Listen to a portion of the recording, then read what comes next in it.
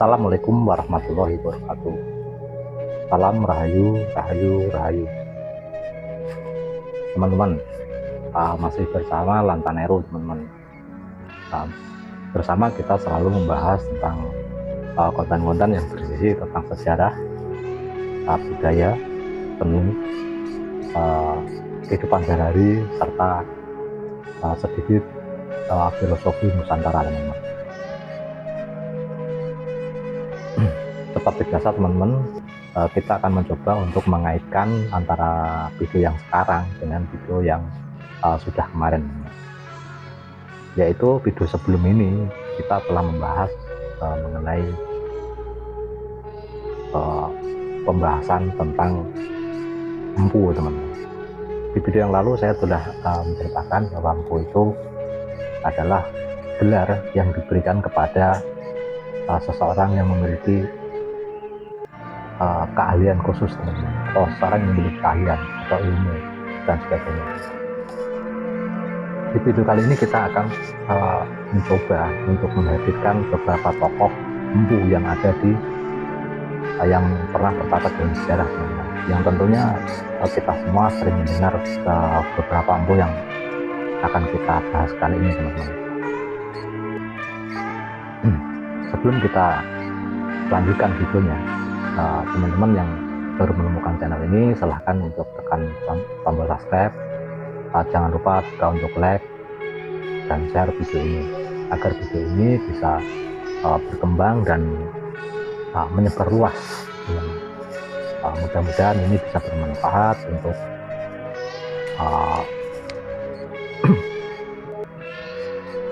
untuk kita sama-sama belajar mengenai sejarah. Teman-teman, beberapa empu yang akan kita bahas kali ini, insya Allah ini akan mendukung dengan teori atau dugaan yang pernah saya sampaikan di video sebelumnya, yaitu empu itu adalah gelar untuk seseorang yang memiliki keahlian atau memiliki skill tertentu. Teman-teman, ada beberapa tokoh yang bergelar empu di masa lalu, teman-teman.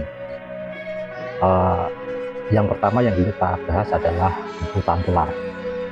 Empu Tantular ini adalah seorang pujangga keraton yang sangat terkenal pada masanya, teman-teman. Beliau merupakan salah satu dari keponakan Prabu Hayam Wuruk. Empu Tantular ini adalah pengarang atau penulis kitab Sotasoma yang berisi yang berisi sesuatu yang sangat luar biasa sekali, teman-teman, yang diadopsi oleh kita semua, oleh bangsa Indonesia ini, yaitu tentang keberadaan Bhinneka Tunggal Ika. Jadi jelas kalau Empu Tantular itu bukan seseorang yang memiliki keahlian untuk membuat keris, seperti asumsi yang selama ini kita pahami bahwa empu itu adalah seorang pandai atau pembuat keris. Tetapi menilik dari fakta tersebut itu bahwa Empu Tantular itu adalah seorang pujangga, seorang penulis, teman-teman. Yang kedua adalah Empu Sendok, teman-teman. Empu Sendok ini adalah seorang raja, penguasa Medang Mataram, teman-teman, Medang Mataram kuno, yang memindahkan kekuasaannya itu dari Jawa Tengah menuju ke Jawa Timur. Empu Sendok berkuasa dari tahun 929 sampai tahun 947 Masehi. Di sini ada fakta lagi bahwa Empu Sendok itu bukan seorang pembuat keris, teman-teman, tetapi Empu Sendok itu seorang raja. Kalau Empu Tantular itu seorang pujangga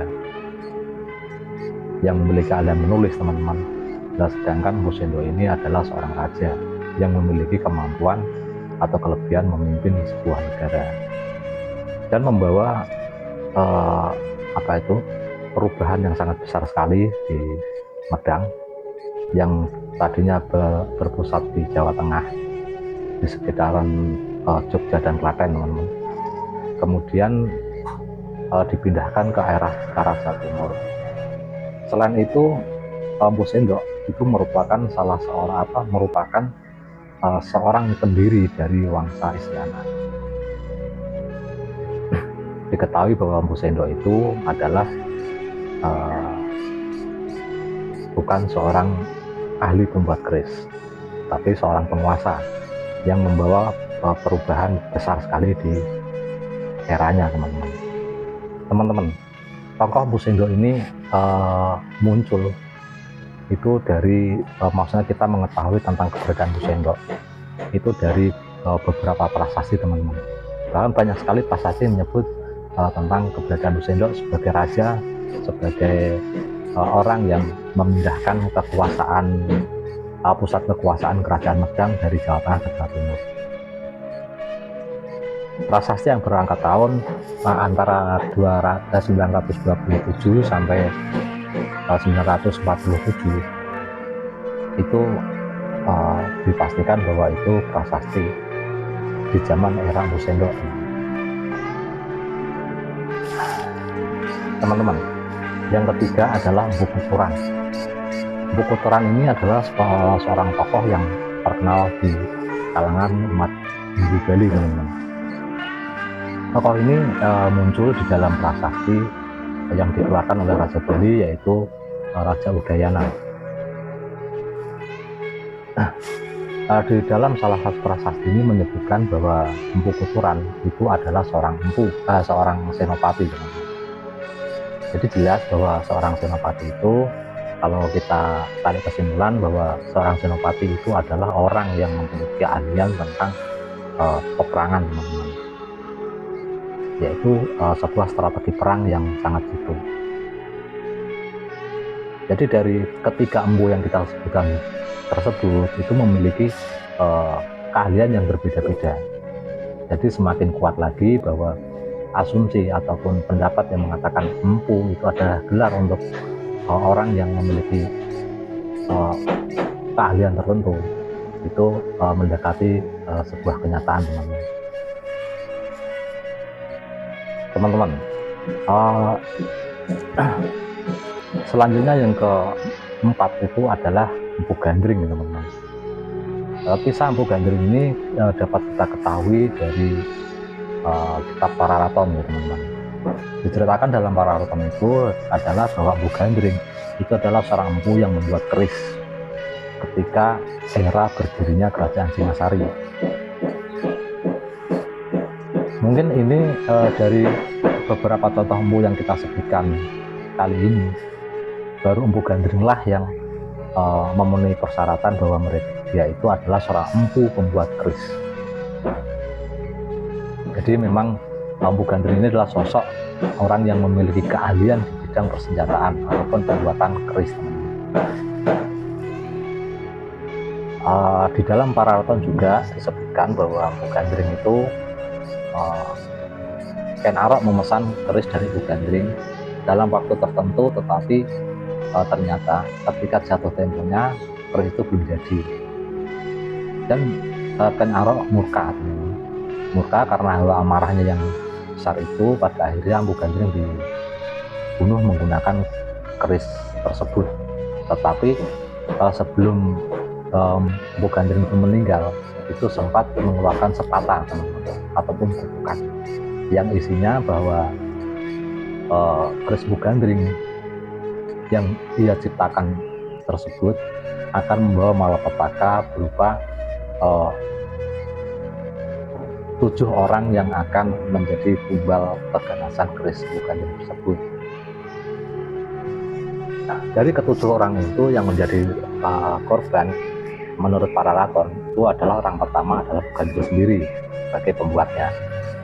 Terus yang kedua itu adalah Aku Tunggal Ametung yang ditikam oleh Ken Arok menggunakan keris Empu Gandring, kemudian meninggal dunia. Sebelum Ken Arok melakukan niatnya untuk menghilangkan Aku Tunggal Ametung, keris Empu Gandring itu dipinjamkan kepada Kebu Ijo dengan harapan bahwa orang-orang yang berada di Tumapel, yang Tumapel itu sebuah wilayah yang sekarang ini ya teman-teman, itu setingkat dengan camat teman-teman. Itu orang yang ada di Tumapel itu mengenali bahwa keris itu milik Kebu Ijo.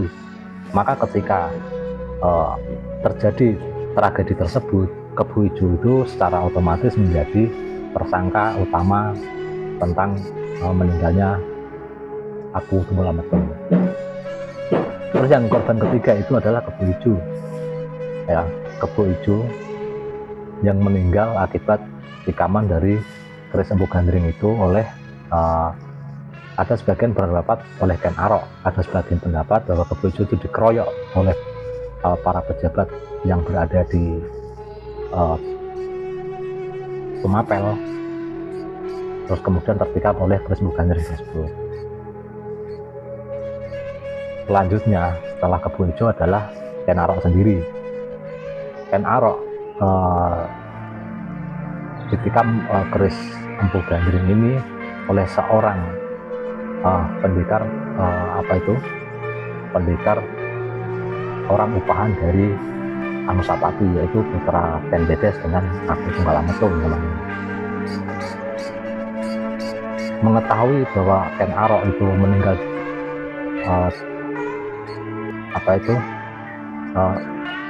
setelah Aku Tunggal Ametung setelah Ken Arok meninggal, kemudian Anusapati yang tidak ingin rahasianya terbongkar, padahal satu-satunya orang yang mengetahui di balik terbunuhnya Ken Arok itu adalah pendekar tersebut, yang di Paraton disebutnya Ki Pengalasan.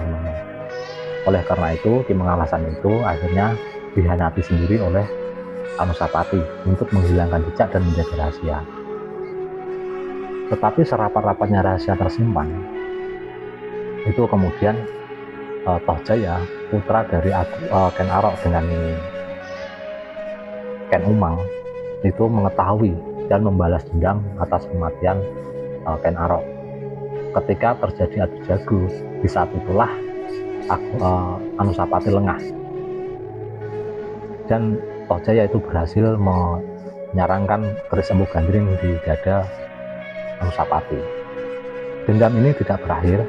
Kemudian putra dari Anusapati itu menghimpun kekuatan untuk membalaskan dendam dari bapaknya, yaitu Anusapati, teman-teman. Putra Anusapati ini bernama Meranggawuni, atau kemudian setelah berhasil membunuh Tohjaya dan berkuasa di Tumapel, itu bergelar Wisnuwardana. Peristiwa pembunuhan Tohjaya ini adalah peristiwa terakhir dari tragedi berdarah keris Empu Gandring.